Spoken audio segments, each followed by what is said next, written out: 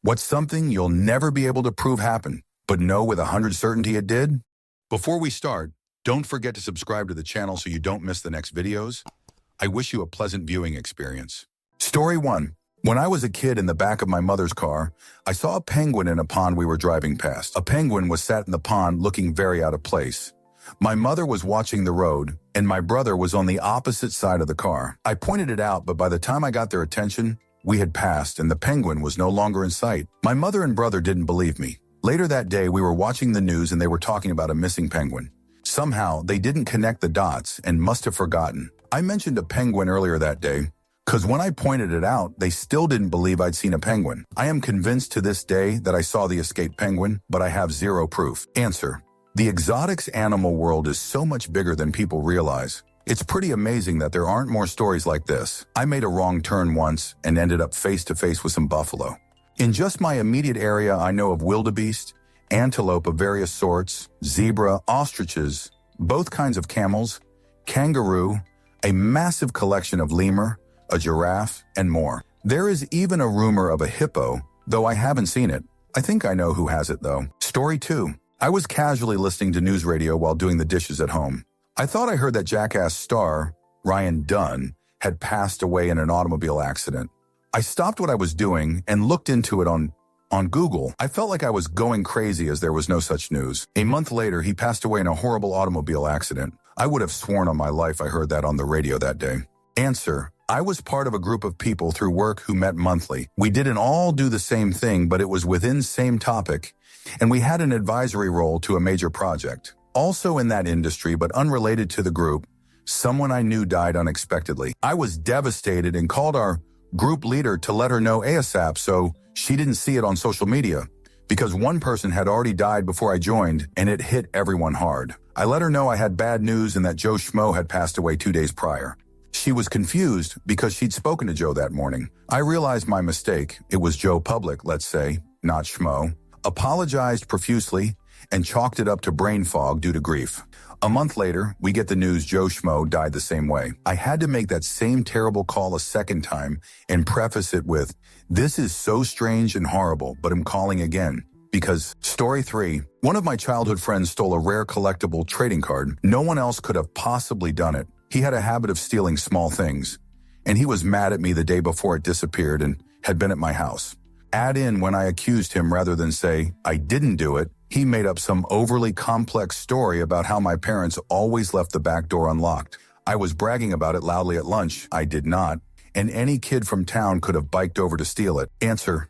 My cousin was exactly like this. I had a Sleeping Beauty Barbie that was super special to me and one of my nicest dolls, and my cousin took it. I know she did. She told me my Barbie left because I said fart too much, and Sleeping Beauty, a princess, doesn't like hearing bad words like that.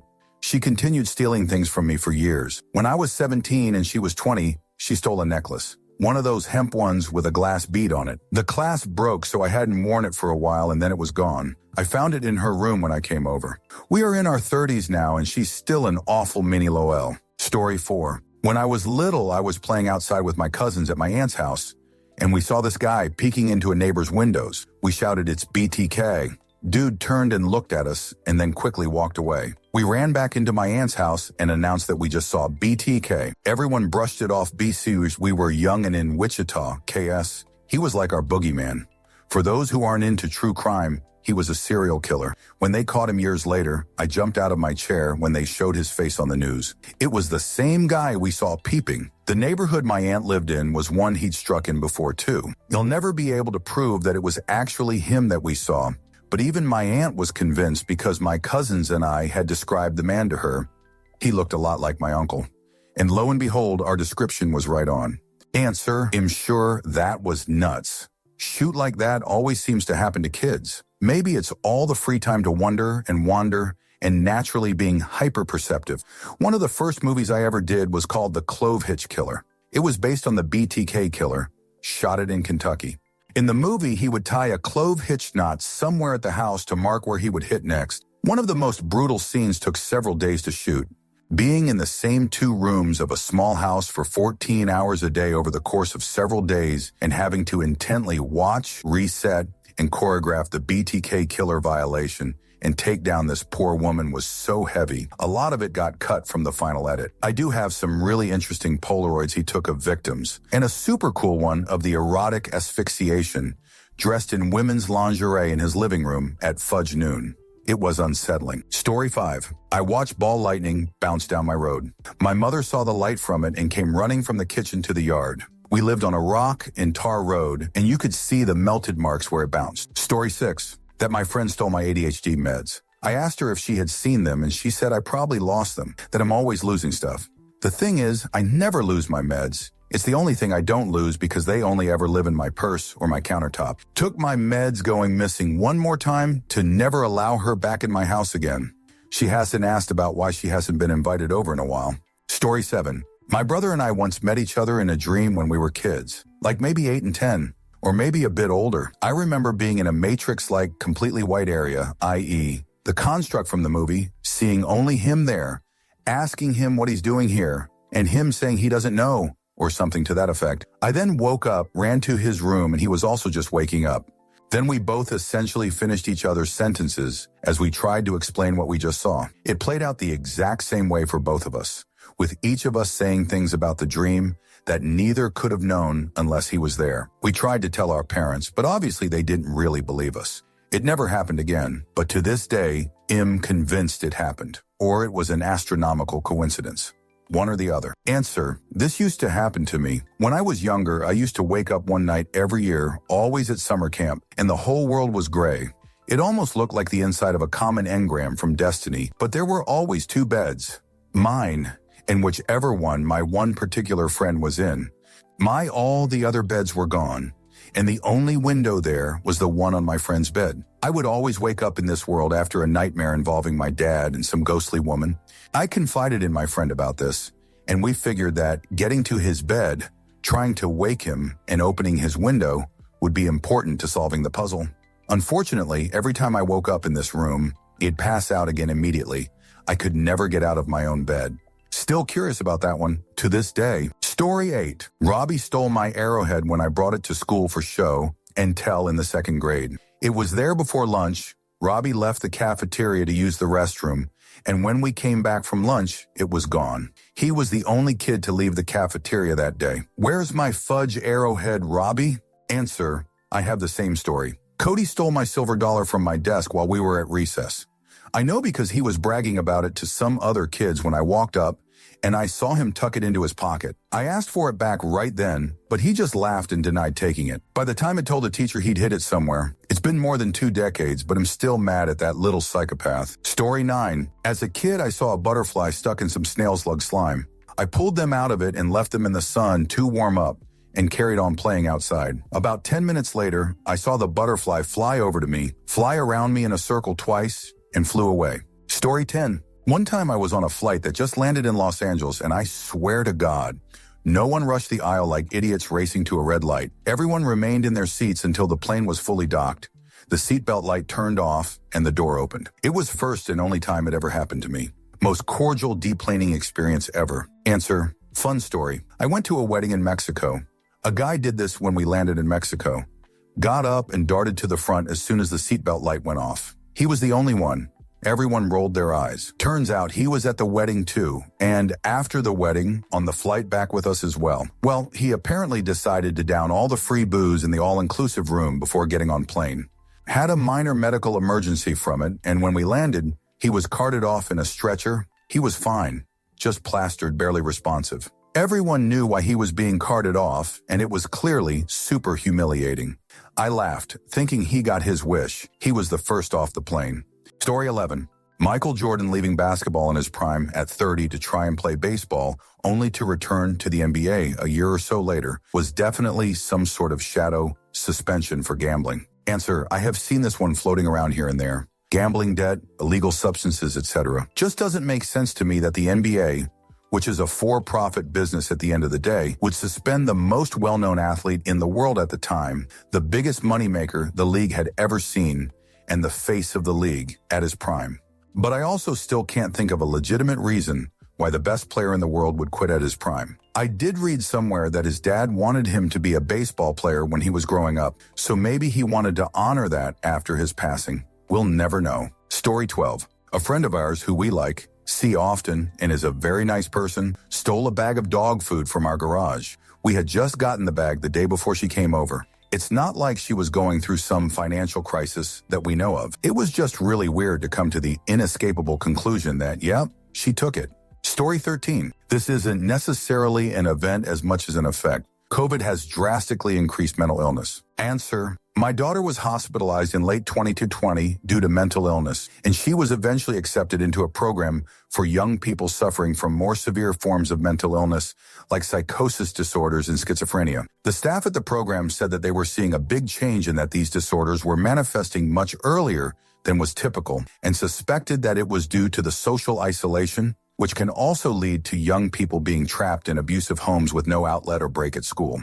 It's heartbreaking to see the effects that it had on this whole generation of kids. Story 14. I saw Revenge of the Sith in theaters twice.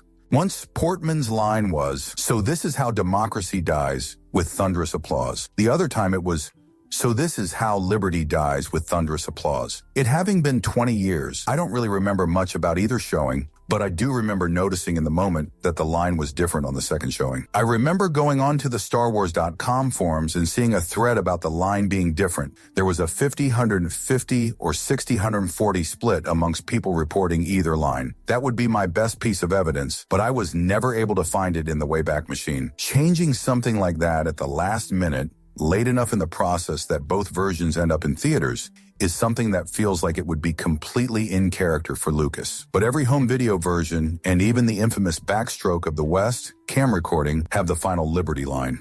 And without the contents of that thread, or the timestamps on the messages, even if you believe it existed, it's easy to dismiss it as people misremembering the line, or conflating it with Obi-Wan's later line about his loyalty being to democracy. Answer. I once watched a movie in the 80s with a scene in a kitchen. The character had all these red-colored accents in the kitchen, spoons, measuring cups, etc.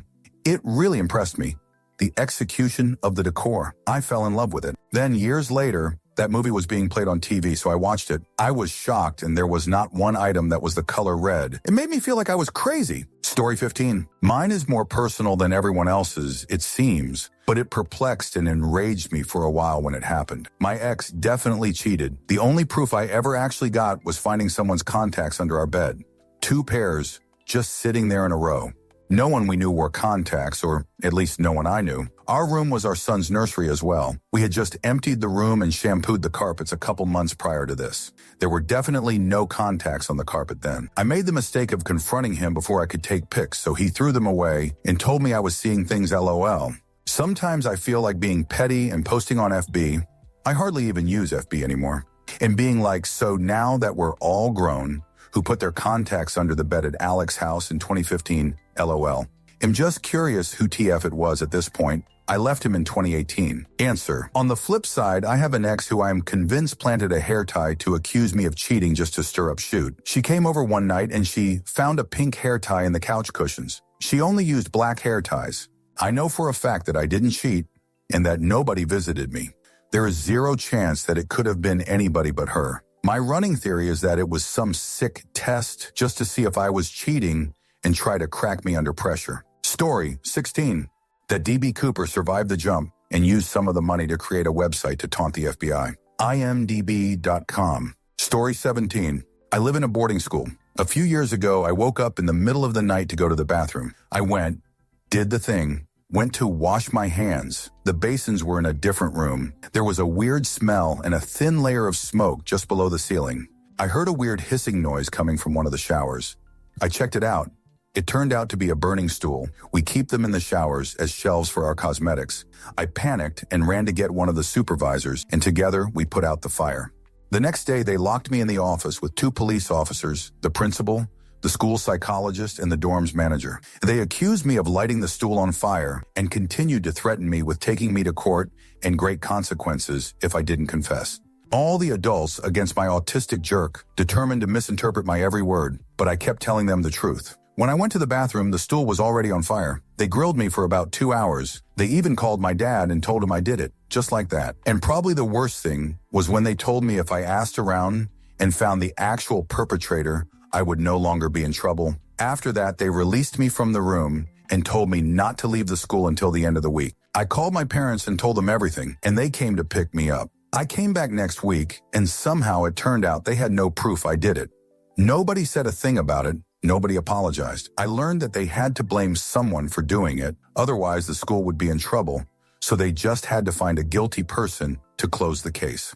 To this day, everyone but my mom believes I did it. There obviously aren't any cameras in the bathroom, so I can't prove my innocence. It's so infuriating. Sorry if this sounds fake. Unfortunately, I did have to go through it. Answer: sorry that happened to you. Schools are notorious for bad investigations or just not doing one and blaming the closest student. In 1978, I had the state police called on me for fireworks in school.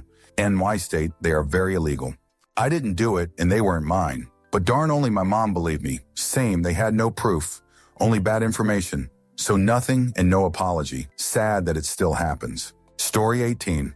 When I was 16, I had an abusive older BF. One night he came home tipsy and headbutted me, giving me 2 slightly blackened eyes.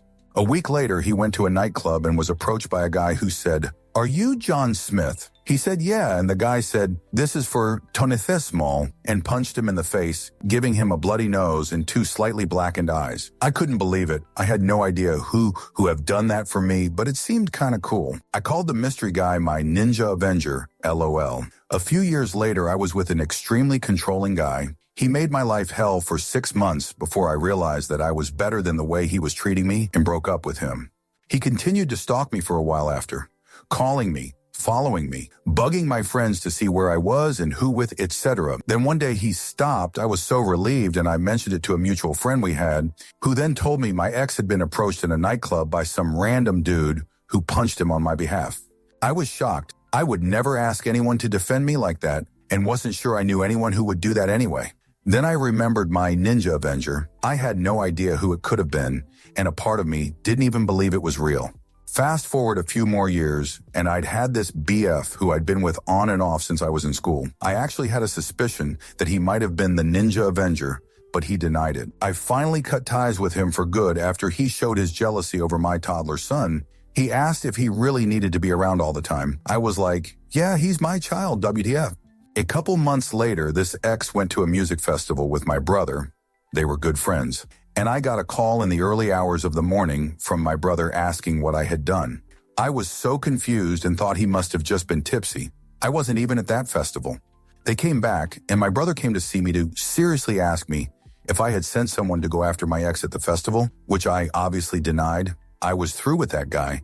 And that was that. He hadn't even upset me as much as disappointed me, so why would I want anything bad to happen to him? Well, it turns out that some random dude had approached them and asked which one was John Doe. And when my ex said it was him, he got a punch in the face and the dude said, "That's for tonithesmol." Apparently my Ninja Avenger had struck again, but at a massive music festival, and I was completely dumbfounded. To this day, my brother still thinks I must have sent someone after them, because what are the chances, right? And whenever I tell new people about it, they think I'm making it all up. I swear I have no idea who kept punching my exes or how they knew where to find them. The whole thing is so bizarre. It hasn't happened since then, though, and that was about 15 years ago. Story 19. I once saw a massive fish in a cave in the Great Barrier Reef. It was blue, flat, and had one eye on either side. It kept turning around to look up at me, and I swear it was around 10 meters long. Story 20. Scott had pretty much no real plans for the sort of long-running story of Five Nights at Freddy's and just kind of bullshitted it as he went, depending on the popular fan theories people developed from random crap he threw in there to see what stuck. Why do you think there's so many unexplained things in the lore that still don't really make sense? Because they never made sense. Because they were never really a solidified piece of an existing story. It was essentially him just throwing out little hints here and there to see what the community latched onto, and then building from there. Story 21. A treehouse moved. One friend knows this because he saw that a whole treehouse and tree was located in a different area. One day it was in one spot, the next day in another. If I tell anyone else, I think I would get a nice grippy sock vacation. Story 22. I got mugged knocked out. One night about 12 years ago, I left a concert with my friend, and he said, "Hey, I'm going to pop into here and use the restroom. I'll be right back out." Next thing I remember waking up on a couch that's not mine, being informed the police are on the way. I had a hematoma knot on the side of my head and mud all over my clothes that I somehow remembered to take off before laying down. Now you might be thinking I just was tipsy and fell down, but all the money that was in my wallet was missing as well as my cell phone, so that doesn't add up to me. Also, I would never willingly just leave my friend considering he was staying the night with me from out of town. He ended up sleeping in his car in my driveway because I obviously never made it home. Anyways, I got a trespassing charge that the owner did decide to not pursue when we went to court. I'm grateful for that. Story 23. I was playing pool in my friend's basement in high school and somehow I hit the cue ball into the two so hard it bounced off the back wall opposite me, shot up into the air, and landed in the pocket right in front of me. Story 24. I didn't crap in my grandma's tub. I don't care if it had to be grandpa. If it wasn't me, it wasn't me. Story 25. Sinbad told me off for throwing acorns. I was at my great-grandmother's house, throwing acorns in the street, and he was being driven. He popped his head of the rear window and shook his finger at me. Story 26. This happened years ago. I've got a much younger cousin, separated by about 10, 12 years. Ever since he was a tiny little toddler, he'd wander in my room whenever he visited and would just play with stuff in there. Nothing ever malicious. I just kept around toys and Legos and other junk from my childhood in closets that he'd mess around with, then quickly get bored and move on to somewhere else. Never took anything. One day when he was a little older though, he went in there when I happened to not be home that time and really dug into things. He managed to find one good chunk of my Pokemon TCG collection, many first editions and holos among them. Worth a lot of money. He took them. I know this happened because I came home to find them missing and I asked my folks where they were.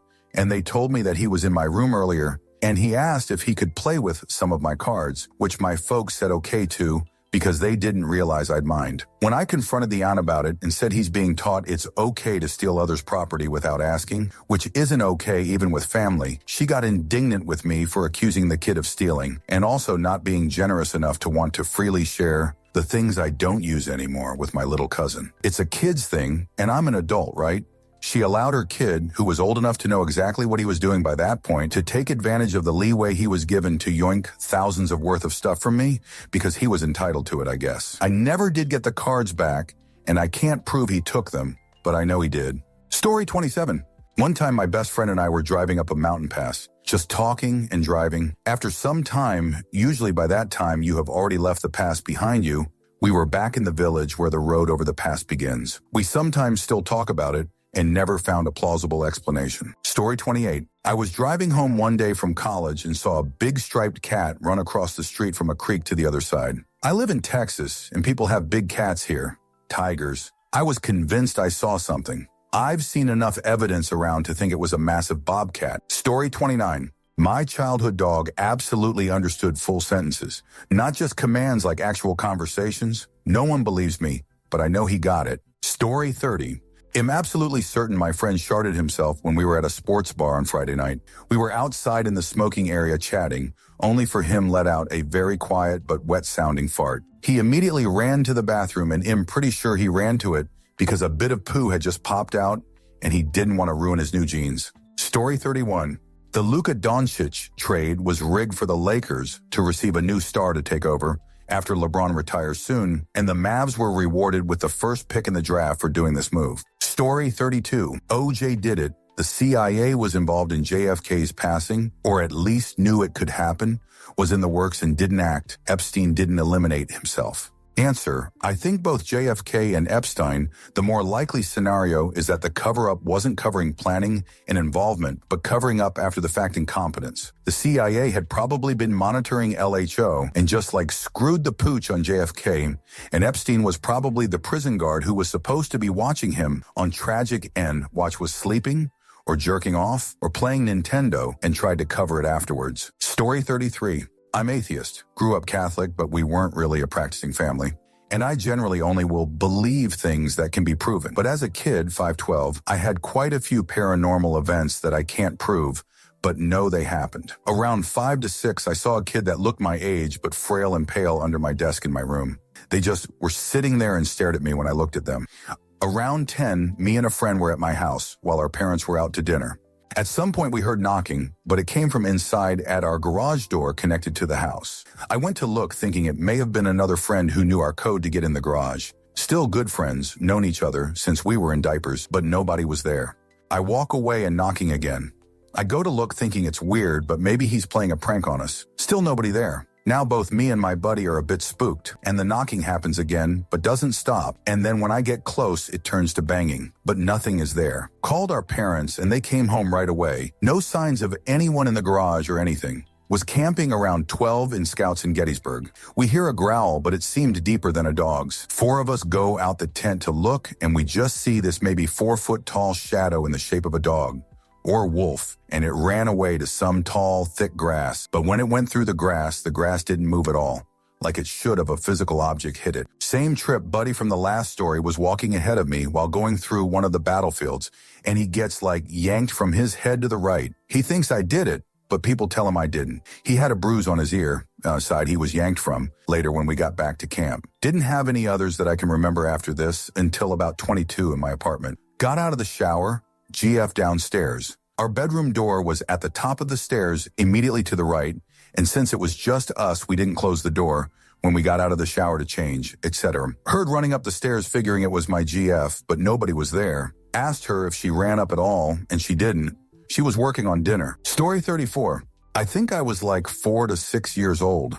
I was in a hotel. I think I remember watching the news and one of the anchors pulled his pants down and was talking gibberish. Story 35. I'm pretty sure I had Lyme disease. Got some real bad spider bites, but with a central small bump. Got light bullseye formation, felt achy, and had a panic-type attack. Everything went downhill for a few months mentally until I got some antibiotics into me. Lost balance, couldn't walk for a bit, delirium, a decent theory. Story 36. When I was 7/2010, the U.S. Navy almost landed a Super Hornet on the same runway that my father's 2004 Nissan Altima was driving down. My uncle had invited us to watch a naval pilot training and exercise where they would land and then immediately take off again, maybe called a tap and go, but I'm not certain. We were leaving as, per my uncle, they were taking a break. They were not taking a break. We heard a super loud boom, and my stepmother got a text from my uncle explaining there was a miscommunication, and they told the pilot to break the sound barrier instead. I'm sure there's a record of it in Virginia Beach, but I don't have access to the record, nor do I know anyone who does. Story 37. When I was 12, I was getting ready for school, and suddenly my wristwatch flew from my bed and hit my mirror as if it'd been thrown. I have no idea how it happened, and the memory has faded over time. But I remember being 100% convinced that it happened at the time. Story 38. My mom would steal or break my things just to make sure I would have a bad day. I only really noticed it after becoming a stable adult. Example, we went on a cruise and I lost my glasses on the first day, but that's unheard of for me. I think my mom threw them off the ship so I wouldn't be able to see for the rest of the trip. Lather, rinse, repeat for a ton of other things, which also happened at the perfect time to make sure she could watch me struggle for as long as possible. Story 39. The ghost of the former owner of the grocery store I work at, who died a few years prior, walked into the employee-only section of the store, asked me if Marcia, ex-manager, was around, then walked inside his former office and vanished. No one believes me, but I'll swear by this forever. Story 40. Evan Hollyfield came to our elementary school and did an assembly about bullies with the principal. The principal said something, and Evan threatened to punch him. This was before his fight with Mike Tyson. Story 41. In high school, I went on a cruise with my parents and saw what I can only describe as a UFO. I'd just woken up from a nap in the cabin, glanced out the window and spotted a flat circular object hovering over the water. After watching it for a moment, I decided to head up to the top deck for a better look. Up there, almost no one seemed to notice it, except for a couple by the rail. I stood about 5 feet from them, staring at the object. Its edge had a slow-moving light going around it. I kept quiet until the man standing next to me finally asked if I was seeing it too, and I said yes. Strangely, everyone else on the deck seemed oblivious. We watched until the object drifted out of view. The couple beside me was rattled, especially the man, and I was equally confused. Call me crazy, but we all three saw it, and that's all the proof I need. Story 42. I have this memory from when I was maybe 3 or 4, so we're talking 1975 to 6, of sneaking out of my bedroom one evening when I was supposed to be asleep to find my parents standing by an open window looking at the night sky. I came up behind them and looked through the window and saw that all the stars in the night sky were blood red. My parents were talking about how weird it was, wondering why it was happening, etc. But years later, they had no memory of it when I told them the story, and then looking it up online much later, I can find no evidence of anyone else having seen it. I've considered many reasons why it might have happened. We didn't live in an area that got wildfires, so it wasn't smoke, etc. But nothing makes sense. I can't prove it happened, but it's such a strong and clear memory that it stands out even today, 50-odd years later. Story 43. 20 years ago in Sierra Vista, Arizona, a pelican flew into our backyard, rested a bit, then flew off. I grew up in Monterey Bay and definitely know a pelican when I see one. Story 44. A Need for Speed. 3 Hot Pursuit CD exploded in my hard drive back in 1999. I kept clicking it to play, and the disc just started spinning like crazy. Then it popped and blew up my disk drive. No one believed me. My oldest brother thought I was just being destructive. It wasn't until a Mythbusters episode came out that had a similar scenario. That's when he kind of believed me. Story 45. Before my uncle passed away, myself and my family holidayed with himself and my aunt, grandma's sister, and a couple of friends from America. My uncle had severe depression and had been known to be tragic in. He would often be seen staring blankly at the wall, and you could tell the poor man was a lost soul. There was one time where we were eating in a pub on one of our last days on the holiday, and I was chatting to him. He didn't say much, but I got more of a conversation out of him than sometimes. I swear I saw a tiny flicker of a smile on his face, as if he had been enjoying the extra company from the time on the holiday. It does give some comfort to think that we might have given him some little bit of happiness before he passed away during the pandemic. He was a lovely person who would do anything for anyone before the depression hit, and one of the kindest people you could meet. Story 46. That my mother threw hot gravy on me when I was 4. She says she never did it, but I absolutely remember the incident and the pandemonium that happened afterwards. Story 47. I was outside stargazing over the coast, looking out over the Tasman Sea with my nephew and niece back in 1990. We saw one of the brighter stars in the sky suddenly move and split into 3 separate star-like objects. I tracked one across the horizon through an old 700mm telescope and got a reasonable view of it before I lost it behind trees. It was egg-shaped with an orange cone-shaped front and whitish tapered rear. There were no flashing lights that I could see. Tracking a moving object was a little tricky, but I definitely got it in my sights for long enough for me to say that's not a plane. That's not a... What is that? I remember being very confused at what I was looking at. The other one went straight up and we lost sight of it. It just got fainter and fainter. It only occurred to me much later that it must have been traveling extremely fast to climb until we couldn't see it anymore. The third one went right at horizon level and eventually disappeared behind a hill bluff. Fudge, weirdest thing I've ever seen, and can't explain what we all saw that night. Story 48. When I was in a coma, my best friend who just died told me I wasn't allowed to die and that she was at peace with her brother and youngest child who passed from SIDS. She told me by their names, which I was unable to remember for the life of me before this. And to this day, I know that she is okay and is with them. Keep in mind, I am a Christian and don't believe in things like this. But now I do. They said I had zero brain activity and would be brain dead if I woke up. 5 years later, I'm a mom. I work 2 jobs and I am working on my BSW, starting at a 4-year university next month. She was right, and she is still with me in my dreams to this day. Story 49. I had a premonition that the guy I was talking to on the phone, whom I'd had only 1 date with at that point, would be the love of my life. It was like someone yelling at me from far away, yelling, "He's going to be the love of your life," and I got dizzy. I was standing in front of my fridge. I hope when I die that I find out who it was. It felt like someone from beyond. Was it his father who had passed away the year before? Don't know, but I decided to give the quiet, introverted, sweet guy a chance, and we've been married over 20 years now. He's the best thing that's ever happened to me. Story 50. Pardon the yelling, but I need to say how crazy this sounds even to me. Okay, so back in 2008, I started dating the man I would marry the following year. When I would stay over, I would wake up as the sun was coming up and flooding the bedroom from the window. I would occasionally look out of the window, which faces NE, so it would progress to the right and up, and watch it creep up, marking progress by particular trees and position on the wall that was there instead of a fence. This is important. In 2010, the Chilean earthquake, with a magnitude of 8.8 happened. My husband and I discussed it as the tragedy it was, and we talked about how big and scary it must have been. Not long afterward, I began to think I might be nuts. The sun was rising in a different place along the back of the yard. It was farther to the right, like by a good bit. EGDK anything about degrees, so I can't say anything about that. But it was by a good 15 feet, My husband never really notices these things, so he doesn't agree or disagree. It's just a really weird thing that I've been pondering for 15 years now, and sometimes it drives me crazy, but mostly it's just background noise. Story 51. I was in a car as a passenger. It was raining a bit, and just before the bridge, there was a rainbow, and we could actually see the end of it. I know this makes no sense, but there must be an explanation. My girlfriend saw that too, and we were both instantly amazed. Story 52. The closest to a ghost story paranormal encounter I've ever had, I was about 10 years old, and me and my sisters used to all sleep in the same room for Christmas. It's Christmas Eve now, and I had just gone into my sister's room to grab a blanket. I swear to you on my life, I saw one of those fudge fairies, but with the most terrifying face and teeth, and it was floating, and fudge banged on the window 3 times. I literally didn't get a wink of sleep, and it ruined my Christmas. Obviously, everybody in the house thought I was mental, but still to this day, I have no idea what the hell happened. It just looked like a fairy crossed with a fudge demon. 3 times it knocked about 6 seconds in total. I saw this thing.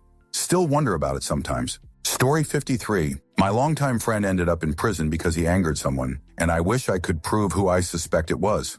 A series of both small and large incidents stacked up over 3 years to get him railroaded toward a predetermined outcome. He and his wife had reported the actual perpetrator, but authorities claimed nothing could be done until that person committed the same crime again and was caught in the act.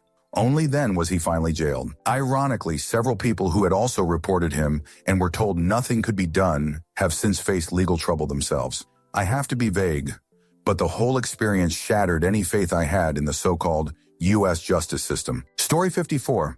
I believe JFK was indeed shot by Oswald, but I also believe there are people who knew of his intentions and goaded him, then also did what they could to facilitate his plan. It's just like the John 6th Capitol invasion. Talented manipulators set the scene and then let the idiots do the dirty work. Story 55. 2 days ago, I sat at a bachelor's party and had Man-Eater stuck in my head. 3 minutes later, the song randomly starts playing. The weird part is that I first listened to the song about a week ago. Weird coincidence. Story 56. While taking a closed book law school exam, the person behind me went to the bathroom about 15-20 times over the course of a few hours. Every time they came back, I would hear furious scribbling for a few minutes before the next break. Now I can't get that memory out of my head whenever I see their face anywhere. Story 57. My sister and I saw 3 kids get out the driver's seat on an interstate gas station rest stop. No adults were in the car at all. Just Huey, Dewey, and Louie, no older than 7 and shorter than 4 feet tall, all controlling one part of the driving. Story 58. I saw a mountain lion in downtown Minneapolis. I thought it was a huge dog at first, but nope, no one believes me to this day. Story 59. That I perfectly landed a bottle flip when no one was around. Cleanest flip of my life never happened again, and no one believes me. Story 60. When I was little, like 7 or 8, I was playing dolls with my little sister. We had a bread tag we were also playing with, using it as a doll accessory. So we're playing, I was staring at the dolls and she wasn't talking back. So I looked up to see what she was doing, not paying attention. She had her eyes fixed on the bread tag and that thing was floating in the air. I just stood staring, processing WTF I was seeing and seeing my sister just locked on this thing. My grandma came out from the kitchen and my sister broke contact. The tag dropped and just stared at my sister, absolutely fudge stunned. She just smiled at me and we went back to playing. Story 61. I saw this thing in the sky. I have no idea what it was, but I know there is a rational explanation. It looked like a circle with a ring around it. It expanded to look like a long, stretched out heart with a mirror image upside down beneath it. Then it blinked and disappeared. It was like green and violet light. Sure, it was some weird atmospheric shoot. The whole thing lasted like 5 seconds. Story 62. When I was a kid, I was about to go to bed one night, looked out the window and saw someone staring in from our garden. Just a shadowy figure carrying something large staring right at me. But when I blinked, it was suddenly gone. My parents just insisted I must have dreamed it, but I know I was awake. I don't believe in ghosts or anything like this, and men don't just disappear in a blink of an eye, so I don't know what I saw either. Maybe my mind was playing tricks after all. Still one of those things nobody believes me when I tell them about it. Story 63. My first memory is a dream of our family moving house 2 years later. I remember telling my mom the next day that I remember what we did the day before, and she said, "That's not what we did. It must have been a dream." And I remember thinking about that dream before moving house. because it was my first memory. 2 years later, we moved house to drive with a drugged-up cat that escaped its box and slept on my lap, and a bucket fish by my feet. Every part of my dream was correct, but I never saw the cat in the box in my dream.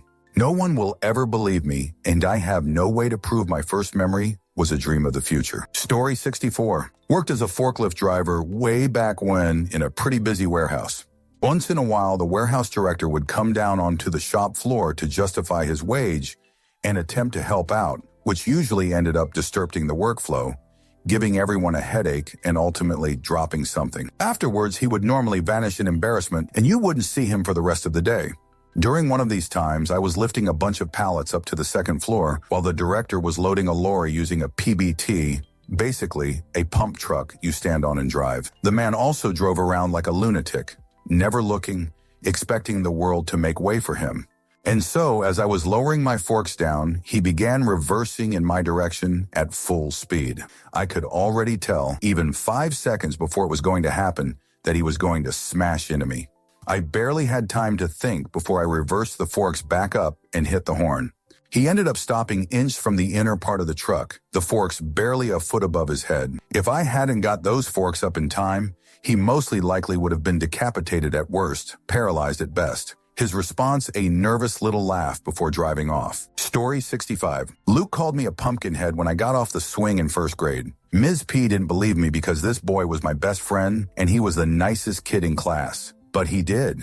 Luke, if you somehow read this, I remember, P.S. No, you're the pumpkinhead. Story 66. When I was a kid, my family went on vacation to Chattanooga, TN, and stayed in the haunted Choo Choo Hotel. In the middle of the night, I woke up in my room. My parents were in a connecting room, and my sister and I were in our own. I was fully awake. I sat up, turned the light on, and realized I wanted a snack.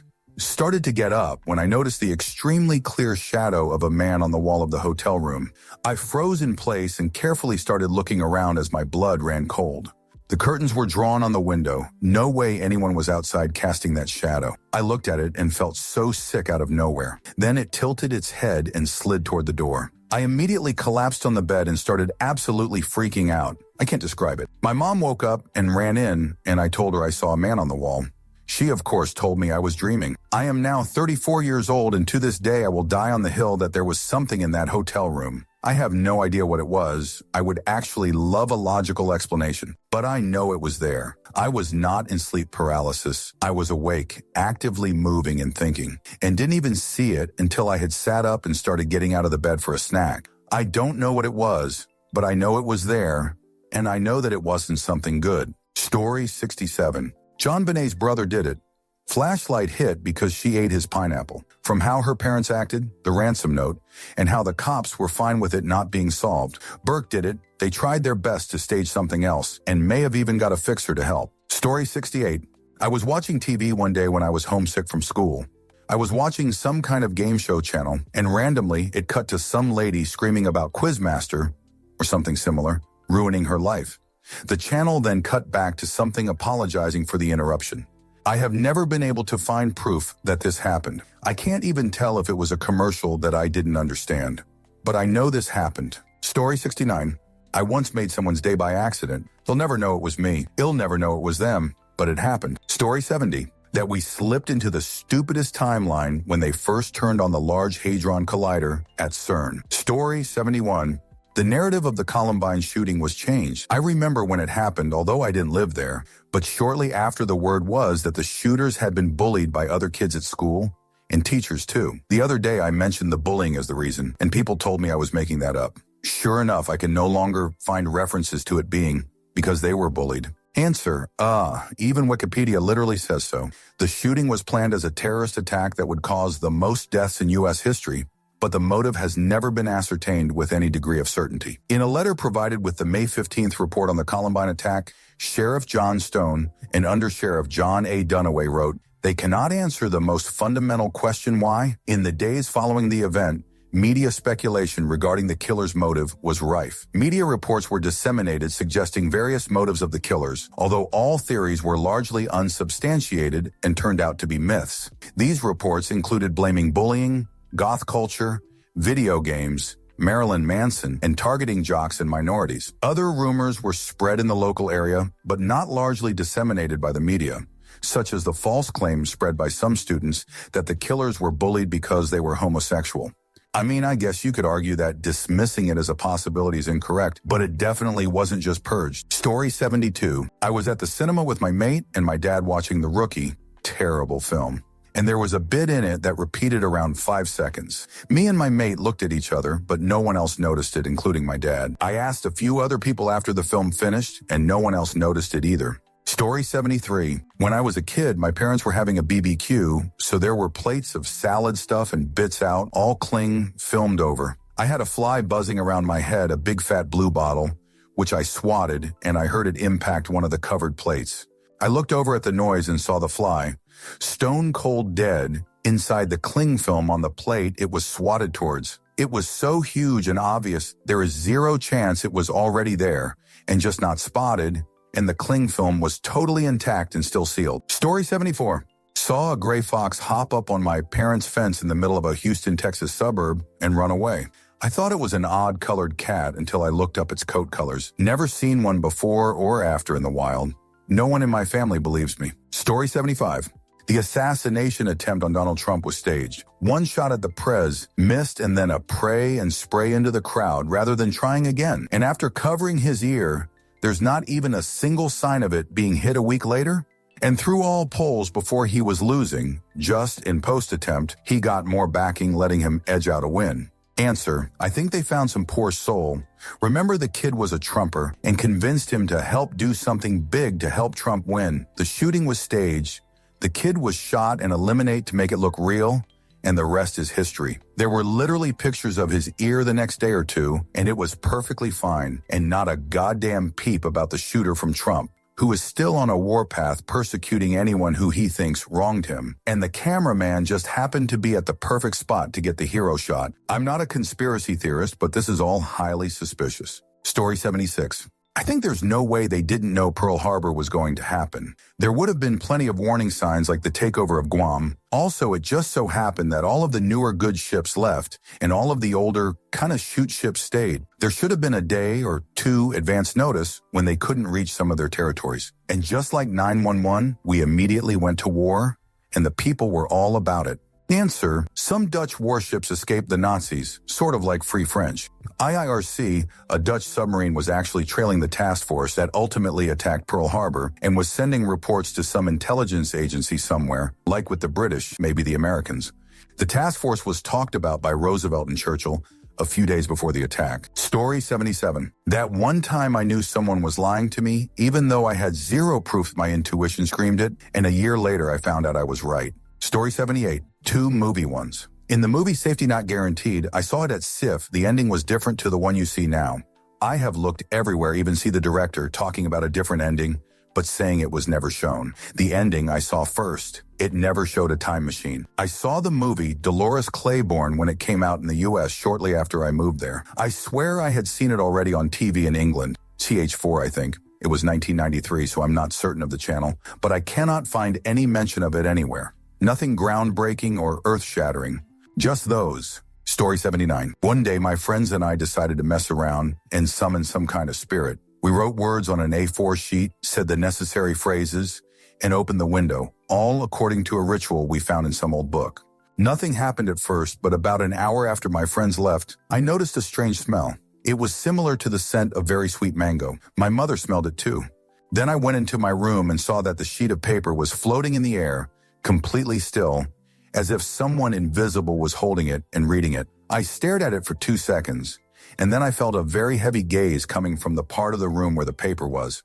It was so intense that a shiver ran through my body, and I froze in fear and confusion. After about 5 seconds, the paper slowly floated down. The feeling of being watched disappeared, and the window slammed shut with a loud bang. No one believed me, and they still don't. Honestly, I wouldn't want to see it again myself. Every time I remember it, the same shiver runs through my body. Story 80. I saw a dude transform into a goddamn werewolf before I even knew what werewolves were. Once I discovered them, I believe via an episode of Are You Afraid of the Dark, it instilled in me a severe phobia of werewolves and full moons all through childhood. Story 81. I was talking to a girl from Russia or somewhere close, and she was supposed to come here to see me. Nothing happened, but some years later, I was watching a show, and the episode was about intimacy trafficking. Yep, about sure, that was her getting interviewed as she was set to arrive in Detroit, and this lady was kidnapped in Detroit, looked and sounded just like her. Story 82. I was walking towards my office building on a very rainy and windy day. I was holding my umbrella when the wind picked up, and it lifted me off my feet for a few seconds. The only person who saw it happen has since passed away. Story 83. Epstein had a lot of friends whose names on that list would shock the crap out of us, but they're all fighting to keep it hush-hush. Oh, and I've lived another life that I have intermittent memories of living. I can even draw the layout of the home I lived in. I drew a picture of the pump organ we had, then Googled the image. It existed. Story 84. One time while I was playing with a Beyblade, it phased through concrete and went into the water reservoir, but I have no way to prove it. It was one with lights, and it was retrieved from the reservoir during routine maintenance. Story 85. Movers stole from my grandparents. I actually have a shoot ton of evidence, but the police didn't care. They specifically talked to me about some of the items from my late father, and those are the items that went missing. I hope hell is real so they burn. Story 86. My entire lunch table conspired to get me banished to another table. Our lunch monitor was angry at the entire lunch hour, so she had us assigned to whatever spot we were sitting in. She passed around a seating chart and had everyone sign where we were sitting that day. I did sign my name and was sitting where I wanted to be. A lot of the other people at my table disliked me. The following day, I was told that I wasn't assigned to that table. I checked the chart. My name wasn't anywhere on the paper, even though I did sign it. I was banished to a random table on the other side of the room. Story 87. When I was about 7 or 8, I had a friend named Morgan. I remember going over her house sometimes, but her dad was kind of a scary guy. He never did anything, but he freaked me out. I don't remember if she had a mom, but she had an older sister who wasn't around much. She was sometimes a bit of a bully, but it culminated with her being at my house and trying to steal several of my toys. I obviously didn't want to be her friend anymore. After that, it's like she stopped existing. I never really heard from her again, even though she lived down the street from me, and I never saw her at school either. I can't prove it, but I really do think something was going on at home, and maybe she went to go live somewhere else safer. I hope she's safe out there somewhere. Story 88. Beetle in my nose, 10 years. Sniffed leaf, 10 years ago. Insect jumps into my nose, only leg comes out. Gotta be in there somewhere. Story 89. I am not a religious person, but one time I was playing with my friends in kindergarten, and a man walks up to us. Long brown hair, beard, dressed very nicely. He had a great smile and friendly face, looked exactly like the depictions of Jesus everyone knows. He turns to me and says, "Smile, my name."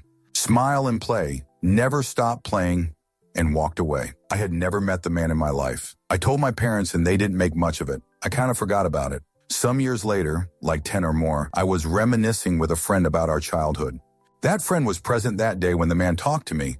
I asked him, "Hey, do you remember that time in kindergarten when that man talked to me?" My friend, "Yeah, he looked like Jesus." Me, so it wasn't my imagination. So I kind of got proof, but only my friend and me remember it and can't prove it. Kind of surreal. Story 90. My sister would punch herself in the arm enough to give herself a red mark, then go tell my parents to get me in trouble. Sometimes I wasn't even home and they still believed her. Story 91. One summer I was swimming in Lake Tahoe, and I swear an otter swam by me. I thought I was seeing things at first, but it swam by a few times before swimming further from shore.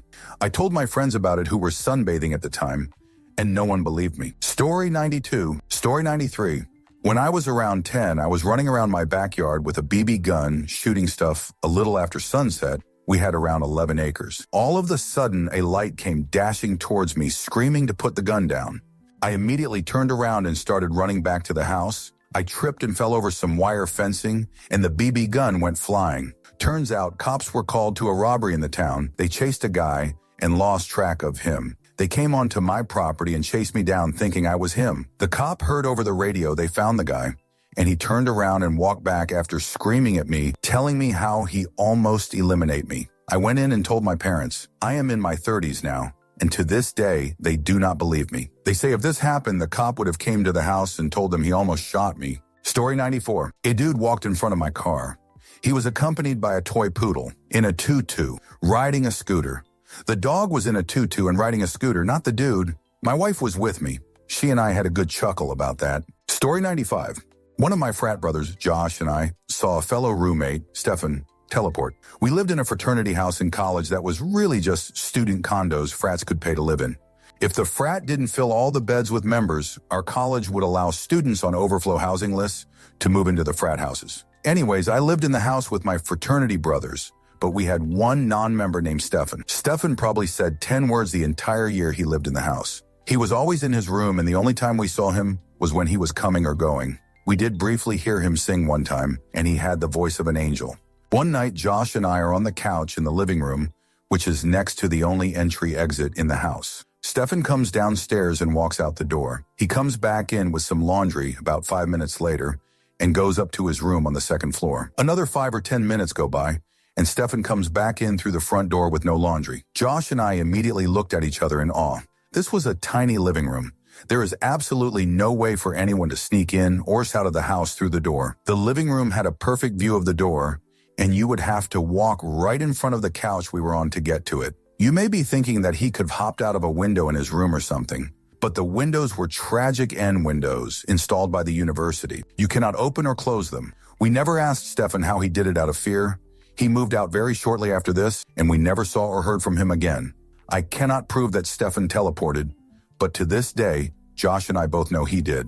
Story 96. I pooped this morning. Everyone else was sleeping. I obviously disposed of the evidence, and it was before I showered. It happened, but if I had to prove it, I'd have no way. Story 97. Spoiler alert for Walking Dead, to be fair, though it was a long time ago.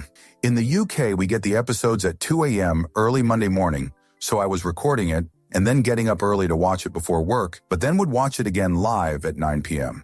I did this as usual for the episode where Negan eliminate Glenn. In the 2 a.m. episode, Glenn turns to Maggie, eye bulging, and says, "I will find you." When the 9 p.m. episode aired, he didn't say it, or it was cut. Rewatch both episodes to see if I'd imagined it, but they were still different. Story 98.